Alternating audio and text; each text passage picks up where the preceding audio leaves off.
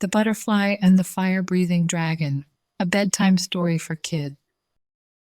Today we have a book named The Butterfly and the Fire-Breathing Dragon, a bedtime story for kids. I think they're so pretty. I hope you guys really enjoy it. I love it. Please give this video a like if you enjoy it, and don't forget to subscribe for more stories. Thank you, reading. So, here we go. A long, yes, very long time ago, there was a dragon, a most evil, wicked, and feared fire-breathing dragon called Dread. Or so it was believed, that he was most evil and wicked. But later, and as the story will tell, it will be learned that Drew had been shunned by most, which is why he turned bitter, evil, and wicked. Until one very special day, he'd meet and cross paths with a butterfly named Faith. Faith lived in Butterflyville with siblings Hope and Harmony. Faith lived a most joyous and happy life, fluttering through life with hope and harmony, until most recently, when she'd awakened to learn that her siblings had simply vanished. Thinking perhaps they were just playing an old-fashioned game of butterfly hide and seek, Faith flew from one corner of the tree to the other, looking from one lily to the other until she could stand it no longer, and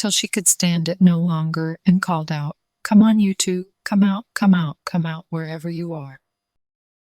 As minutes turned to hours, daylight to dark, and there was still no sign of Hope and Harmony, Faith cried herself to sleep, alone and confused, not knowing what tomorrow would hold in store. Exhausted and with no other choice but to sleep, Faith drifted off, hopeful that with the start of a brand new day, perhaps she would awaken to find both Hope and Harmony. Sun. And with the next day's burning rays of sun, Faith stretched her wings, yawning to meet the brand new day. Quickly remembering she had a mission today, and that mission was to search for Hope and Harmony, and search she would. Although worry she did as she heard tales about Drew, the fire-breathing dragon, Faith knew there was just simply no other choice. So deep and deeper into the forest Faith flew. Along the way, Faith ran into Rattle, hissing and snarling. He spoke to her and said, "Sis, Faith, I has seen Hope and I has saw Harmony. They were behind the rock wall, just a few short steps away." Faith hurriedly flew to the rock wall. "Hope, Harmony," she cried. "It's me, it's Faith." And just as she had landed on the lily by the rock wall, Rattle tried to catch her, swallow her. And just as suddenly as Rattle tried to swallow Faith, there was a shrill cry, "Watch out." And Faith flew to the nearest and highest tree limb. "Ooh," cried Faith, "thanks for saving my life." "Why, who are you?" "Bunny is my name," said the brown long-eared rabbit. "Dear Faith, what brings you, alone, into the depths of the forest?" Sobbing, Faith explained she couldn't find her siblings and would search anywhere and everywhere she could until she found them. And then, just as Bunny was getting ready to tell her about Drew, there was a roar so loud and so scary they both huddled together and scattered into the nearest cove they could find. And when they found the courage to peek out what seemed like hours later, they saw Drew, the fire-breathing dragon, with big dark eyes and green scaly body, and the longest tail Faith had ever seen, but fire. Lizard-looking thing. Funny, although both Bunny and Faith were trembling with great fear, Faith thought, Drew didn't look evil and wicked and, well, he wasn't breathing fire. Perhaps the tale of Drew and the fire was just that, a tale, after all. But Bunny begged Faith not to leave the cove where it was safe, and in that moment, Faith stood tall and explained she was on a mission and had to find Hope and Harmony. Faith appeared at the opening of the cove and startled Drew, who wasn't expecting anyone to be in the forest. Suddenly, fire emerged from Drew's mouth, and Faith had to fly hurriedly to avoid being burned, and in her haste she hadn't realized she didn't fly quite far enough away from Drew. Faith fell to the ground, a wing singed, unable to fly any further any longer.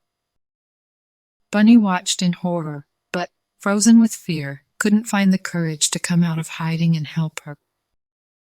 Surely Drew would not, them being in his forest. Surely Drew would. And then Bunny, when he couldn't imagine any longer, saw something that he never in a million years would have ever imagined he'd see. It was Drew, and did he see a small tear in the fire-breathing dragon's eyes, he wondered?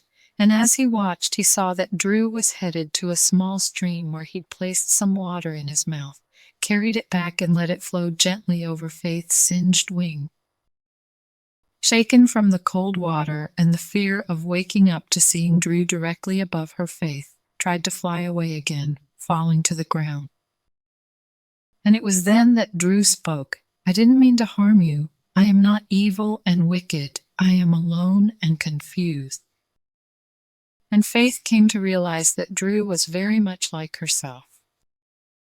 Faith tried to perch herself along the rock wall, resting to try and get her strength back, and she explained to Drew that it was the loss of her siblings' hope and harmony that brought her into the deep woods where normally she wouldn't enter. She knew this was his territory, but simply, she just had. And Drew, putting his dragon hand out for her to fly into, explained that it was also unlike him to venture out of the deep woods where he'd been outcast to for many, many years. And as Faith and Drew shared their tears and their laughter, Drew explained to Faith that all he really wanted was to be liked and to have friends. And just as Faith and Drew discovered, they shared many things. Bunny appeared, Rattle appeared, and creatures unknown to them all appeared. And in the distance, Buttertooth, fluttering and flying back to Faith, were hope and harmony. And it was at that very moment there was a peace and serenity in the deep woods unlike any had ever known or seen before. Among an understanding of creature butterflies great and small, there was faith, there was hope, and there was harmony. The end. Good job, friends. Thank you so much for reading with me. Bye, I'll see you next time.